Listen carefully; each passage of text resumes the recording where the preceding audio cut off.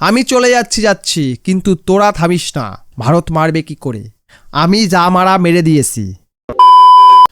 বন্ধুরা, গত 1.5 বছর থেকে আমরা একটা স্লোগান শুনছি, ভারতীয় পণ্য বয়কট করো। मुझे पता है। মানে এটা চলছে কোথায়? বাংলাদেশে। বাংলাদেশে গত 1.5 বছর ধরে ভারতীয় পণ্য বয়কট করা হচ্ছে। মানে ওখানকার কিছু তারকাটা আবাল পাবলিক ভারতীয় পণ্য বয়কট মারাচ্ছে। দিল্লি না ঢাকা, ঢাকা ঢাকা, আমাদের পোঁত ফাঁকা, আসো মেরে যাও। बड़ा हरामी हो बेटा। এই ধরনের বক্তব্য করছে কারা? বাংলাদেশিরা।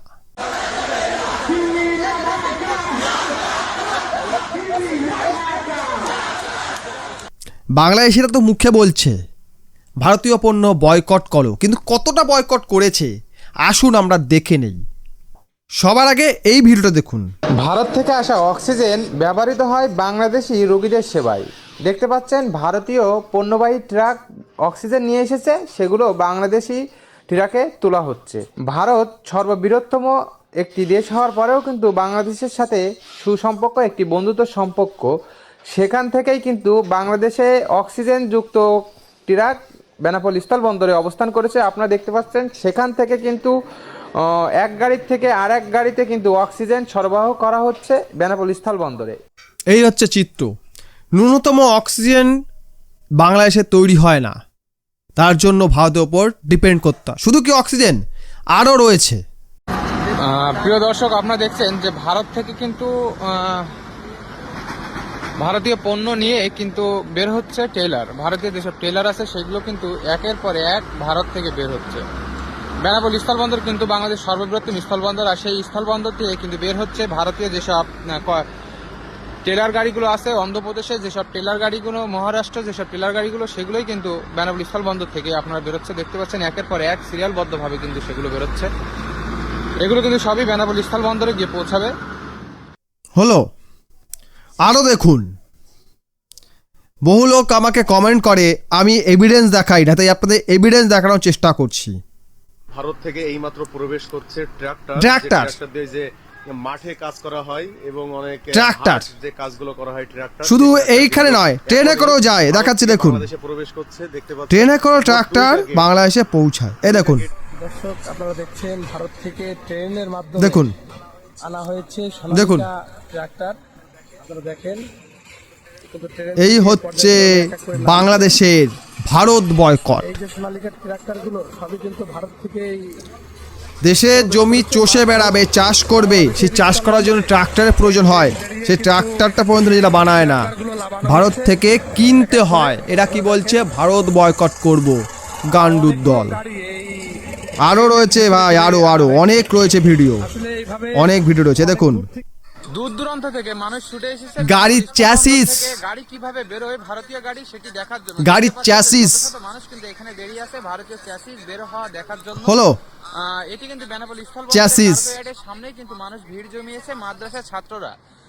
তারা কিন্তু আরো দেখুন, ভারত থেকে ভারতীয় পণ্য সহ ট্রাক বের হচ্ছে বেনাপোল এইসব স্থলবন্দর। গাড়িতে কি আছে? আলু, পেঁয়াজ এইসব রয়েছে। দেখুন ইয়ার্ডের ভিতরেই প্রথমে চলছে। ভারতীয় পণ্যবাহী ট্রাক কিন্তু অবস্থান করে। পরবর্তীতে কার্গো ইয়ার্ডের গেটের মাধ্যমে ভারতীয় পণ্যবাহী ট্রাকগুলো বেনাপোল স্থলবন্দরে প্রবেশ করে। এগুলো কিন্তু সবই পণ্য নিয়ে বাংলাদেশে প্রবেশ করছে। বেনাপোল স্থলবন্দর দেখুন, থেকে আমদানি করা হলো মেশিন, আবার কেউ বলে ভেপু গাড়ি। দেখতে পাচ্ছেন যে বাংলাদেশি পণ্যবাহী হলো ট্রাক কিন্তু জেসিবি গাড়ি লোড করে বেনাপোল স্থলবন্দর থেকে বের হচ্ছে। তাহলে ডিয়ার কাঙ্গুস, এখন তোরা চুপ কেন? হ্যাঁ, আমি কদিন ধরে দেখছি বাংলাদেশ থেকে এই বয়কট ভারত একটু কমে গেছে, রবটা একটু কমে গেছে।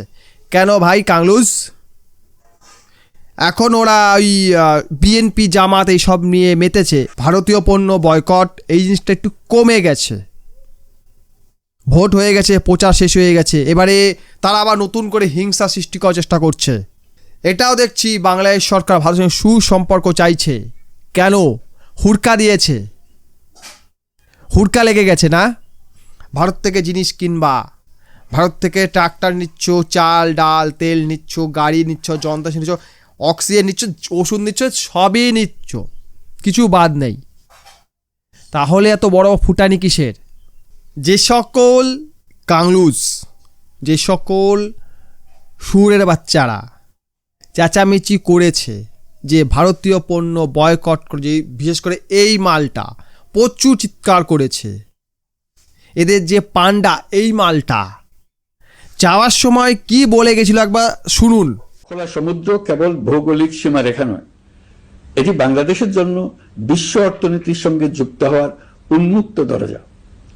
নেপাল, ভুটান ও সেভেন সিস্টার্সকে নিয়ে এই অঞ্চলে অর্থনৈতিক সমৃদ্ধির বিশাল সম্ভাবনা রয়েছে।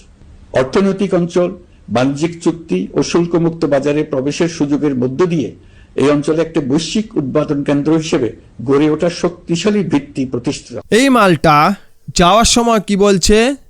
সেভেন সিস্টার, নেপাল, ভুটান, বাংলাদেশকে নিয়ে বিরাট অর্থনৈতিক সমৃদ্ধির সুযোগ রয়েছে, সম্ভাবনা রয়েছে। যাওয়ার সময় ও এদের চেলা চামড়িতে বলে গেল, আমি চলে যাচ্ছি, কিন্তু তোরা থামিস না, তোরা কিন্তু ভারত বয়কট মারিয়ে যাবি। যদি মারাতে পারিস তাহলে ভারত তো বেশি করে পোদ মারতে পারবে, ঠিক আছে? তোরা যদি তেলে শিশি হাতে নিয়ে পিছন বাড়ি না রাখিস, ভারত মারবে কি করে? আমি যা মারা মেরে দিয়েছি, ঠিক আছে? আমি একদম ব্যান্ড বাজিয়ে ছেড়ে দিয়েছি, কিন্তু তোরা এই ব্যান্ডটাকে এক্সটেন্ড করিস, এটাকে আরো এগিয়ে নিয়ে যাস।